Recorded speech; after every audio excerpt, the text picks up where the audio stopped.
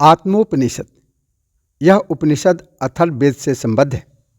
नाम के अनुसार इस उपनिषद में आत्म तत्व को विभिन्न स्थितियों आत्मा, अंतरात्मा एवं परमात्मा को स्पष्ट किया गया है।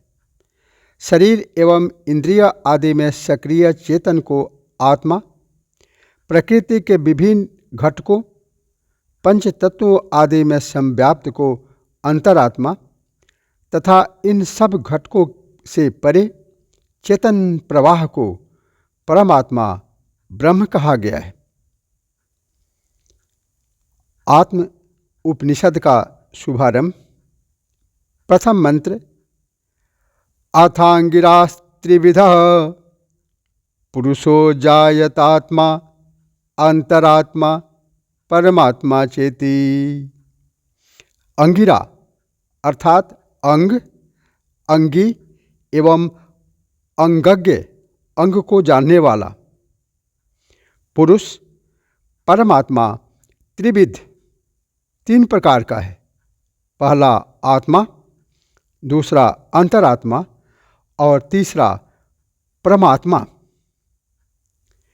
अब क्रमशः आत्मा, अंतरात्मा और परमात्मा का स्वरूप वर्णित कर रहे हैं, जो त्वचा, चर्म, मांस, रोम, बाल, अंगूठा, अंगुलियों, पृष्ठभाग, नख, गुल्फ, टखनों, उदर, पेट, नाभि, जननेंद्रिय, कटी, कमर, जंघा, कपोल, भौह, मस्तक, भुजाओं, पार्श्व भाग, सिर एवं आँखों आदि स्थूल शरीर के माध्यम से जन्म मरण के चक्र में घूमता है, जो जीवनी शक्ति, वह आत्मा है।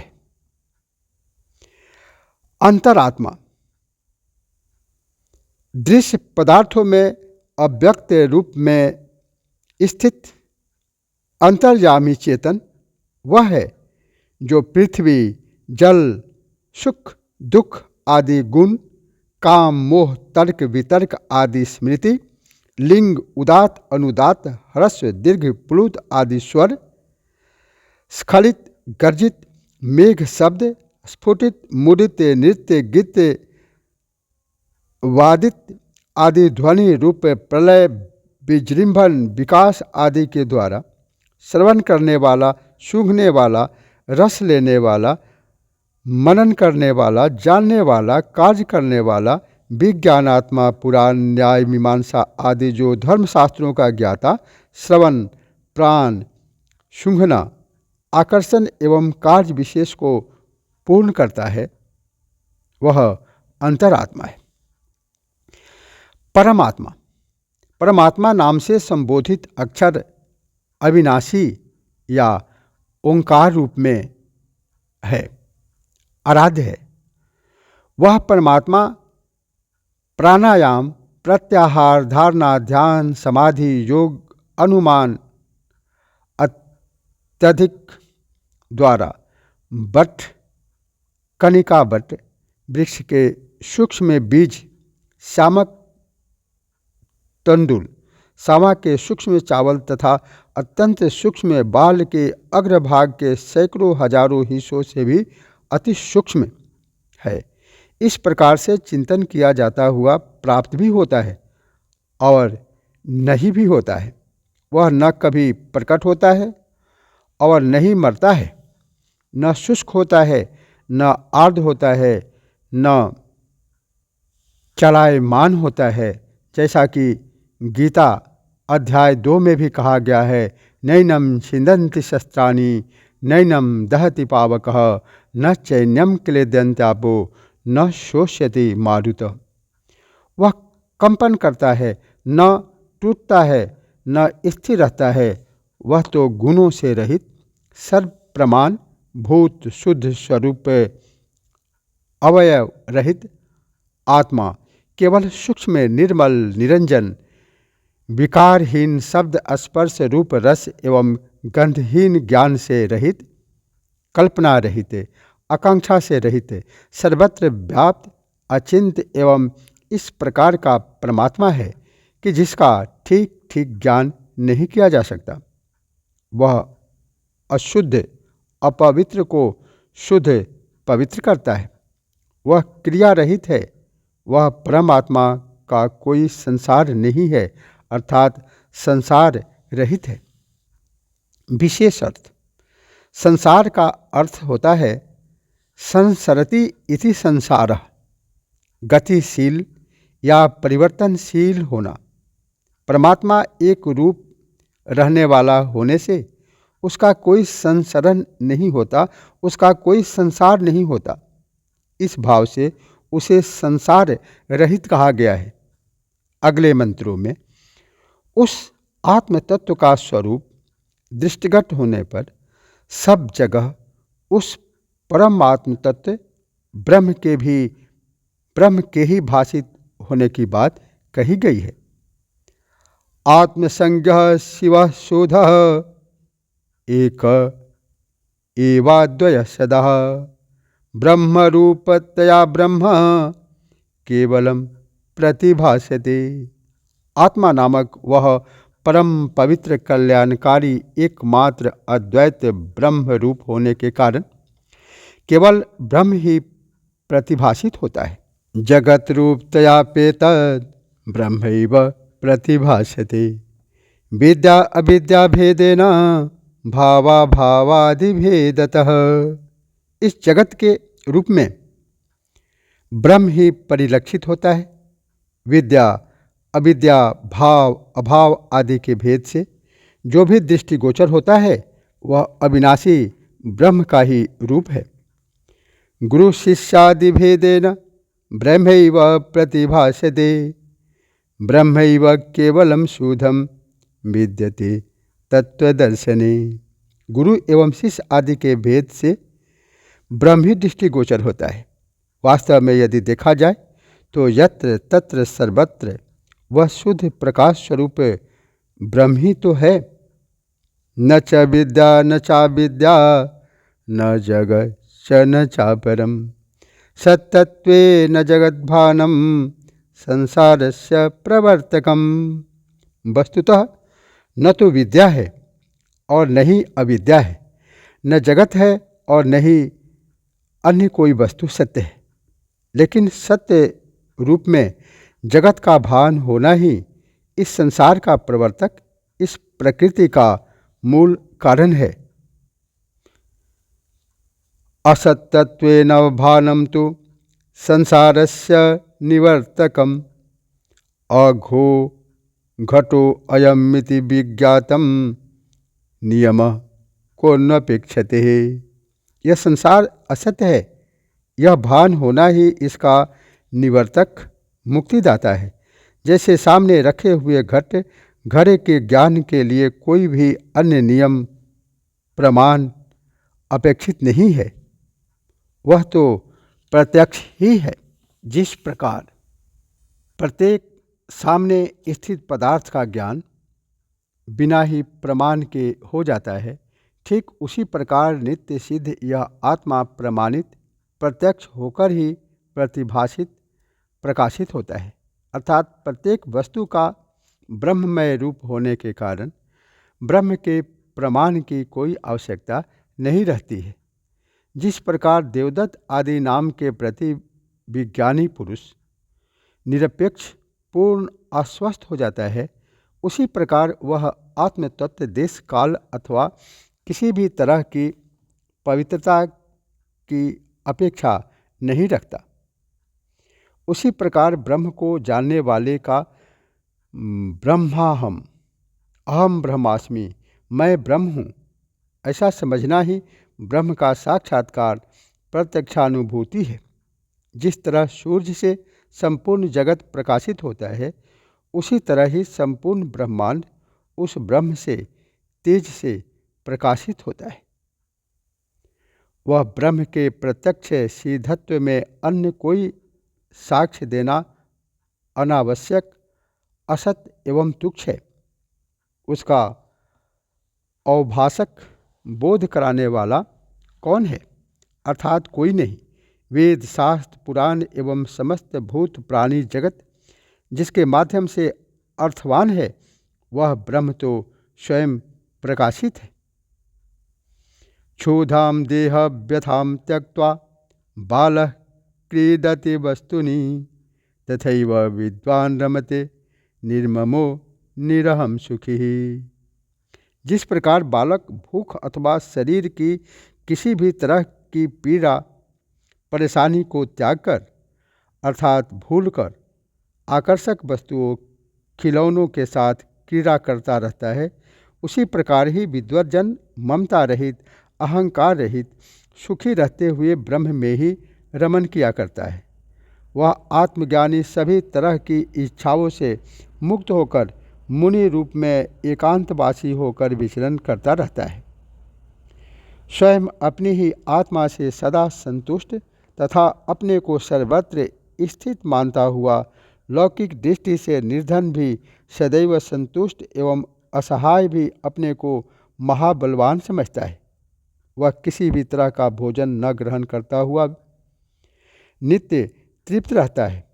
देखने में असमान व्यवहार करता हुआ भी, सबको बराबर देखने वाला कार्य करता हुआ भी, काम न करता हुआ सा तथा फल का उपभोग करता हुआ भी भोग रहित माना जाता है।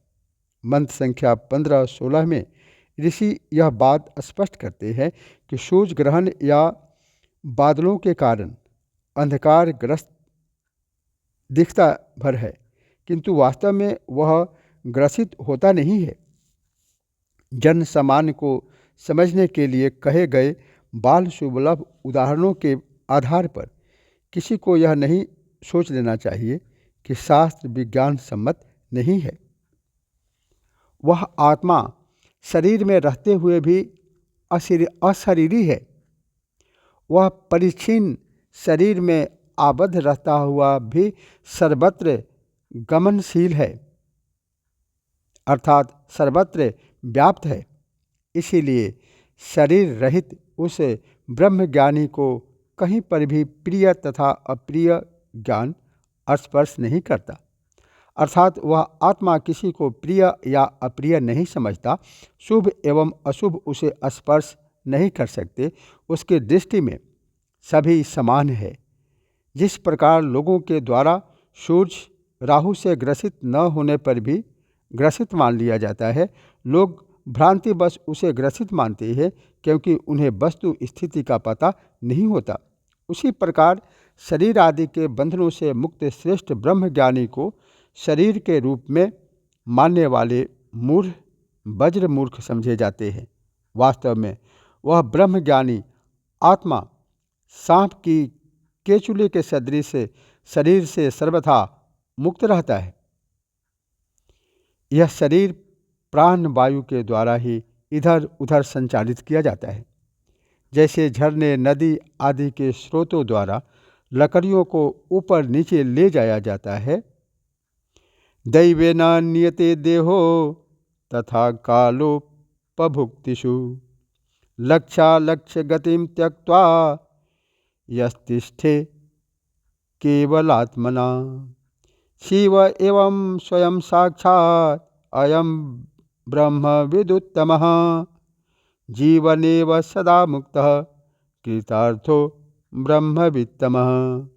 जैसे दैव भाग के द्वारा देह कालोपभोग सुख दुख आदि उपभोगों में ले जाई जाती है, ऐसे जो केवल अपनी आत्मा के सहारे लक्ष्य अलक्ष्य की गति को त्याग कर स्थिर हो जाता है, वह आत्मानुभूति युक्त साधक ब्रह्मज्ञानियों में श्रेष्ठ साक्षात भगवान शिव के समान है।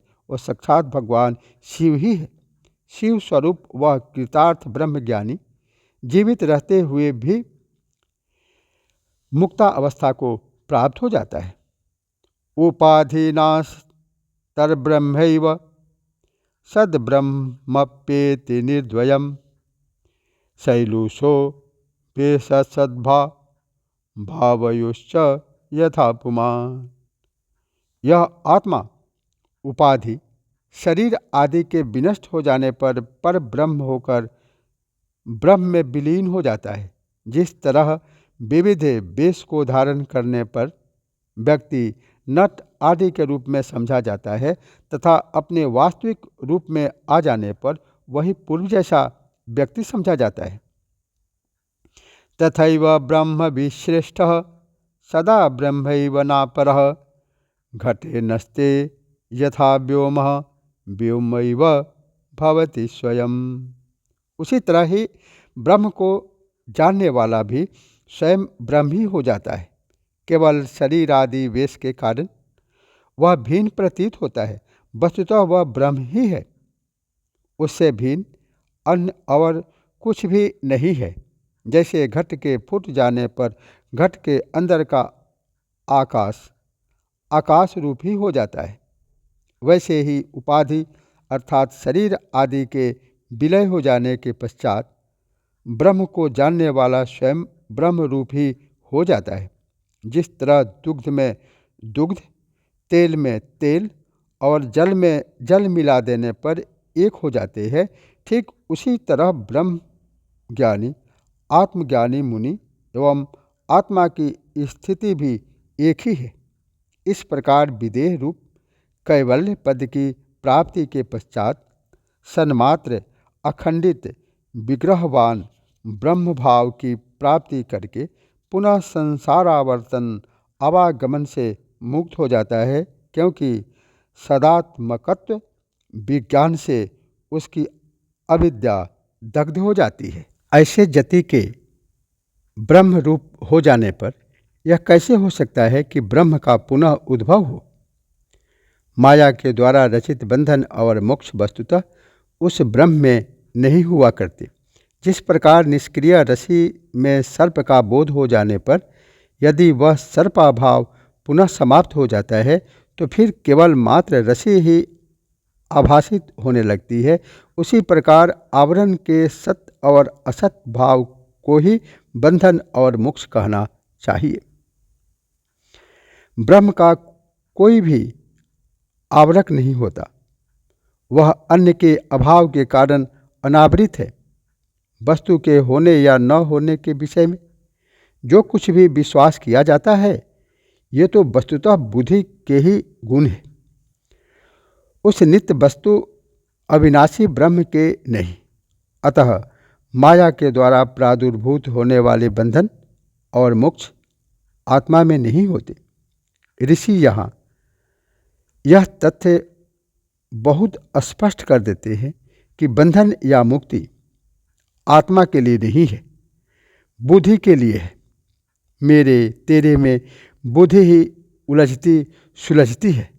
आत्मा तो सहज मुक्तावस्था में ही स्थित है। निष्कले निष्क्रिय शांते निरवद्ये निरंजने अद्वितीय परे तत्वे व्योम कल्पना कुतः। उस कला रहित निष्क्रिय शांत निष्पाप निरंजन अद्वितीय परमात्म तत्व में आकाश के भेदों की भांति घटाकाश महाकाश आदि कल्पना कहाँ से हो सकती है? न निरोधो न चोत्पत्ति न बधो न च साधकः न मुमुक्षु न वै मुक्तः इत्येषा परमार्थतः।